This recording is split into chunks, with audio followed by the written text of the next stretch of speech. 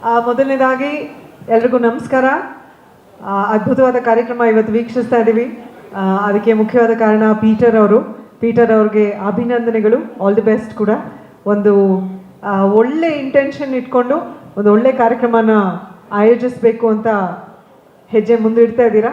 ನಿಮ್ಮ ಜೊತೆ ಎಲ್ಲರೂ ಇರೋದು ಬಹಳ ಖುಷಿ ಆಯಿತು.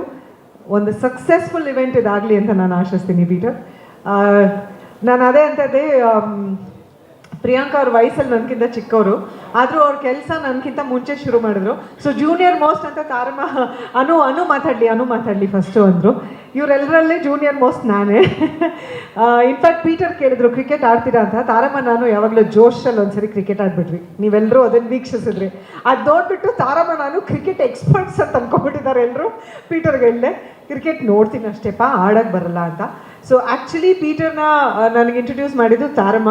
So thank you ತಾರಮ್ಮ. ಒಂದು ಬಹಳ ಅರ್ಥಪೂರ್ಣವಾದ ಕಾರ್ಯಕ್ರಮದಲ್ಲಿ ನಾನು ಭಾಗಿಯಾಗೋಕ್ಕೆ ಒಂದು ಅವಕಾಶ ಆಗಿರೋದು ನಿಮ್ಮಿಂದ ಮೊದಲನೇದಾಗಿ.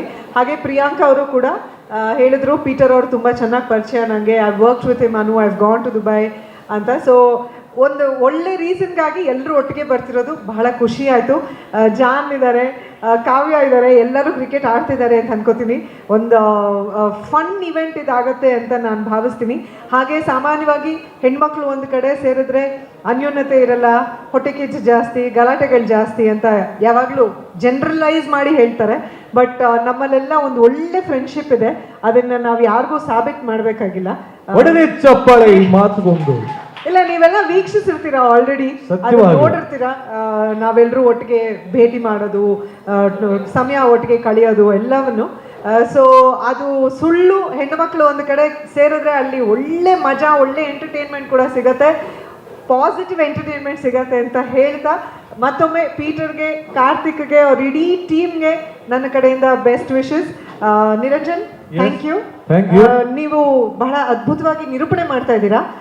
ನಿಮ್ಮ ಗೆಟಪ್ ಬಗ್ಗೆ ಗಿರಿಯಕ್ಕ ಏನೋ ಹೇಳಿದ್ರು, ಅದೇನು ಅಂತ ಅವ್ರ ಹತ್ರ ಅವ್ರ ಬಾಯಿಂದಾನೆ ಕೇಳ್ತೀನಿ. ಬಟ್ ಅದಕ್ಕಿಂತ ಮುಂಚೆ ದಯವಿಟ್ಟು ಹೇಳಿ, ಈಗ ಒಂದು ಕಂಪಲ್ಸರಿ ಇದೆ, ಎಲ್ಲ ಬ್ರ್ಯಾಂಡ್ ಅಂಬಾಸಿಡರ್ಸು ಮ್ಯಾಚ್ ದಿನ ಕ್ರಿಕೆಟ್ ಆಡಲೇಬೇಕು ಅನ್ನೋ ಒಂದು ಕಂಡೀಷನ್ ಇದೆ. ಹಾಗಾಗಿ ನೀವು ಕ್ರಿಕೆಟ್ ಅಲ್ಲಿ ಯಾವ ಒಂದು ವಿಭಾಗವನ್ನು ಚೂಸ್ ಮಾಡ್ತೀರಾ? Bowling, batting, fielding, umpiring?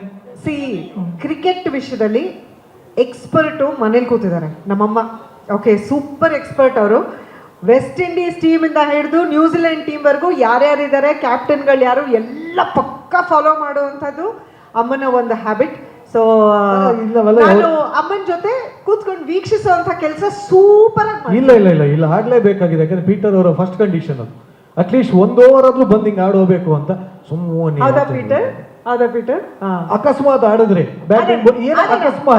First ಗಿರಿಯಕ್ಕನ್ ಮಾತಾಡಿಸಿ ಆಮೇಲೆ ನಿರಂಜನ್ ಜೊತೆ ಕ್ರಿಕೆಟ್ ಹೆಂಗ್ ಆಡೋದು ಅಂತ ಡಿಸ್ಕಸ್ ಮಾಡೋಣ. ಮೀಡಿಯಾದವ್ರಿಗೆಲ್ಲ ಥ್ಯಾಂಕ್ ಯು. ಬಂದು ಒಂದು ಒಳ್ಳೆ ಪ್ರೋಗ್ರಾಮ್ಗೆ ನೀವೆಲ್ಲರೂ ಸಪೋರ್ಟ್ ಮಾಡ್ತಾ ಇದ್ದೀರಾ. ಮೇಯ್ನ್ ಆಗಿ ಅಮ್ಮ ಪಾರ್ವತಮ್ಮ ಅವರು, ನಾನು ಹೇಳೋದು ಯಾವಾಗಲೂ ಅದೇ, ನಾನು ಇವತ್ತು ಏನೇ ಆಗಿದ್ರು ಅವರೇ ನನ್ನ ಚಿತ್ರರಂಗಕ್ಕೆ ಇಂಟ್ರೊಡ್ಯೂಸ್ ಮಾಡಿದ್ದು. ಅಮ್ಮ ಪಾರ್ವತಮ್ಮ ಅವರು, ಲೀಲಾವತಿ ಅಮ್ಮ ಅವರು, ಜಯಂತಿ ಅಮ್ಮ ಅವರು, ಹಾಗೆ ಮಂಜುಳಾ ಅಮ್ಮ ಅವರು ಆ್ಯಂಡ್ ಕಲ್ಪನಾ ಅಮ್ಮ ಅವರು, ಇಷ್ಟು ಹೆಸರುಗಳಲ್ಲಿ ಒಂದು ಟೀಮ್ಸ್ ಮಾಡಿ, ಸಾಮಾನ್ಯವಾಗಿ ನಾಯಕ ನಟರನ್ನ ಬಹಳ ಕೊಂಡಾಡಿ ನಾವು ಇದು ಮಾಡೋದು ನೋಡ್ತೀವಿ. ಆದರೆ ನಾಯಕ ನಟಿಯರನ್ನ ಒಂದು ಮೇನ್ ಫೋಕಸ್ ಆಗಿ ಇಟ್ಕೊಂಡು ಪೀಟರ್ ಮಾಡ್ತಿರೋದು ನಿಜವಾಗ್ಲೂ ತುಂಬ ಖುಷಿಯಾಗಿದೆ. ಆ್ಯಂಡ್ ನಾವೆಲ್ಲರೂ ನಟಿಯರಾಗಿ ಇದರಲ್ಲಿ ಅಸೋಸಿಯೇಟ್ ಆಗಿ ಅವ್ರಿಗೆ ಸಪೋರ್ಟ್ ಮಾಡೋದು ನನ್ನ ಕರ್ತವ್ಯ ಅಂತ ನಾನು ಭಾವಿಸ್ತೀನಿ. ಒಳ್ಳೆಯದಾಗಲಿ ಪೀಟರ್. ಮತ್ತೊಮ್ಮೆ ನಿಮ್ಮೆಲ್ಲರಿಗೂ ಥ್ಯಾಂಕ್ ಯು.